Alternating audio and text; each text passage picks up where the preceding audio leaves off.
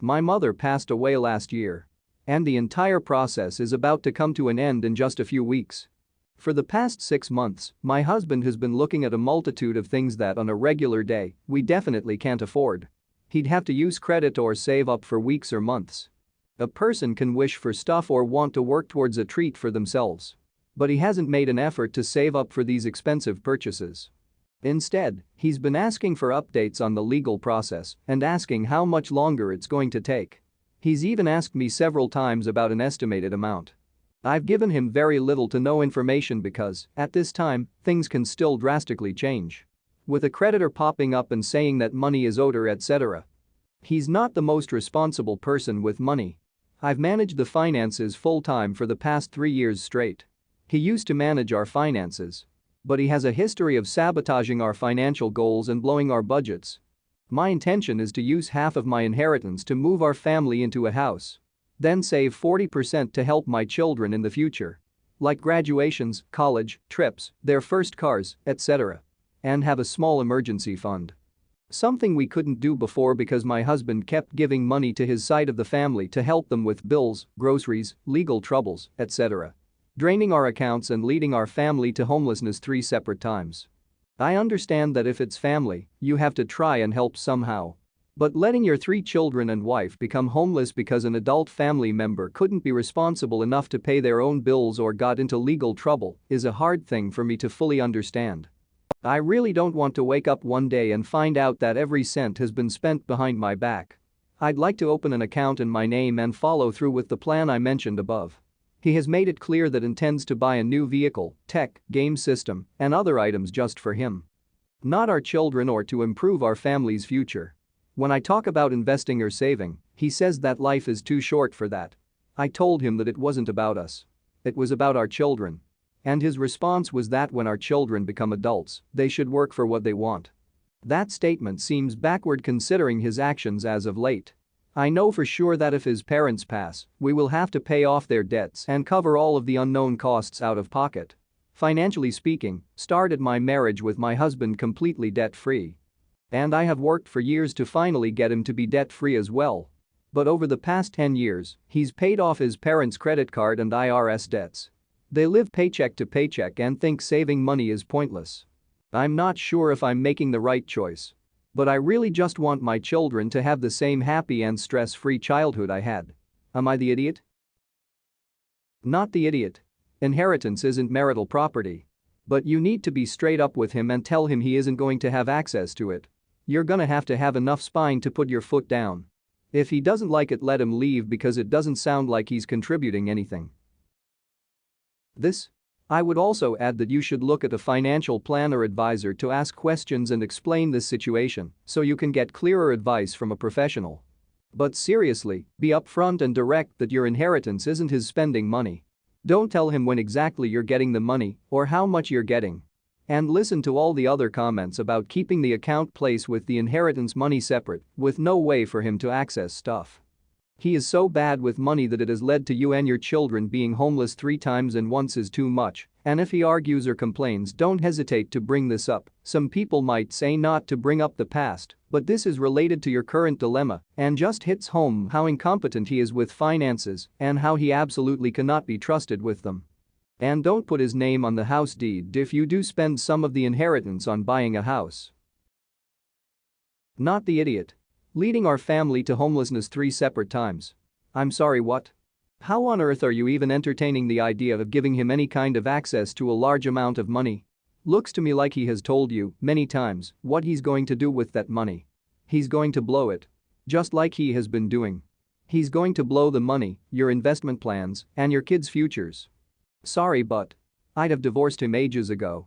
If you hand out my money to the point of making me homeless, there's no way in hell that trust could be earned back. My husband and I live in the US Northeast, where I am from.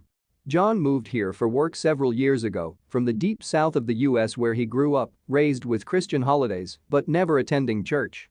Coincidentally, shortly before everything hit, John's parents and his childhood best friend Dan and his wife decided to move here as well. This past weekend was the first that we three couples have gathered together since any of us moved here. We had a distanced picnic at our house. John sat down 2-3 minutes after I did, as he was settling our kit into his pen in the yard with us. Dan and my Phil immediately started to jokingly rip on him for being whipped and doing my job of parenting our child, while he was supposed to be allowed to just catch up with the two other men.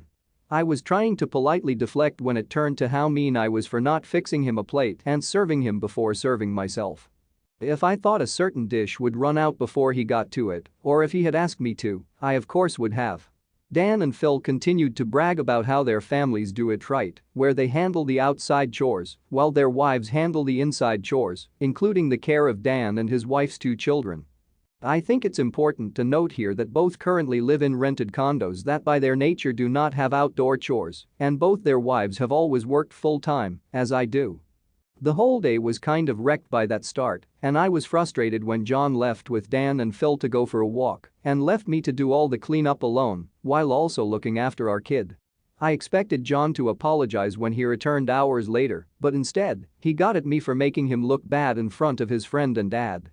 He brought up how a traditional division of labor is a huge part of Southern culture and how I was being disrespectful to his background by forcing Northern culture onto him and his family. He said he's been building up a lot of resentment the past few months that I make him do half the chores and childcare since, in his culture, women do the chores and hands-on childcare, and men do the fun parenting, the discipline, mow the grass, and bring in the cars for oil changes when needed. I was stunned but honest and told him Southern culture is garbage. It's bigotry. I lived in John's home state for 8 years, and I saw how Southern hospitality is reserved only for those in your in-group. Deviate from the norm, be queer, non-Christian, a POC, a liberal, a non-traditional woman, and they turn on you viciously.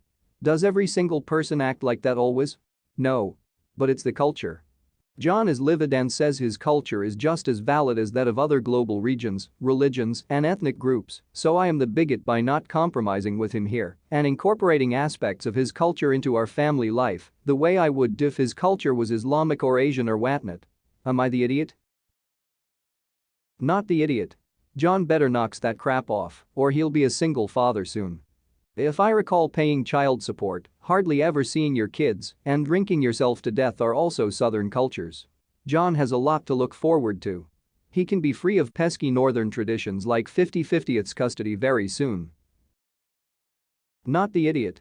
This isn't culture, this is a group of men who think treating women as servants is appropriate. Not the idiot. Also, love how most of these men don't even make enough money to support their families, so their wives have to work and still carry the heavier load at home. Our son is 22 and our daughter is 26. She bought a house in July. We know that moving into a new home always comes with unexpected costs, right after you've probably depleted most of your funds. So, for Christmas, we gave her $4,000. Our son we gave a few different gifts totaling somewhere around $800. Our daughter had to work Christmas, but we did Christmas on the 26th, and she stayed with us for the holidays from then until yesterday. Our son still lives with us, and today he told us both that he didn't want to say anything while his sister was here, but his feelings were hurt by the disparity in the value of the gifts. We explained that the gifts we got him were tailored to his interests, but his sister has just passed a big life milestone where money is more important to her right now than sentiment. He said it's still hurtful because it feels like we are more proud of her than him. My wife got really frustrated when he said that and asked why he would choose the least charitable interpretation of our actions. He said that's just how he felt and he couldn't control it. I said that we didn't give her money because we were more proud, but because we had experience being new homeowners and knowing that something always breaks in that first 6 months and it's always expensive. He said that was all fine and good, but it still hurt to get a worse present and feel like an afterthought. My wife asked if he expected us to get him $4,000 worth of gifts. He said no, but he expected the gifts between him and his sister to be equal. My wife said that's the same thing, and my son said it isn't. He said we could have given her the monetary equivalent of what we gave him. I told him that it isn't really fair for him to decide how much we spend on someone else's gift. Furthermore, cash is less personal than gifts, so giving her a cash equivalent to what he got would be her getting the worst gift. He said we weren't listening to him, just justifying. My wife said we didn't need to justify anything, and he was entitled. At that point, he said he didn't want to talk unless everyone was civil, and he went to his room. He skipped lunch, breakfast for him, today, and when he left for work he didn't say goodbye even though I was right by the door. My wife is irritated, and my son is clearly resenting us. I can't really decide if we're in the wrong here. On the one hand, we should be able to give our money to whomever we want. On the other, I never want to hurt my son's feelings. Were we wrong? You're the idiot for doing this at Christmas. I am the youngest of 4 siblings, my oldest sister is 10 years older than me, so we definitely reached milestones at different times. Things like wedding money, housewarming gifts money, and graduation gifts obviously came at different times for each of us and were not tied to group holidays like Christmas. You could have given your daughter an $800 checker gift for Christmas and $3,200 for closing on the house at a different time setting. Then you could tell your son, "We will be so excited to give you a gift of money to help out when you buy your first home."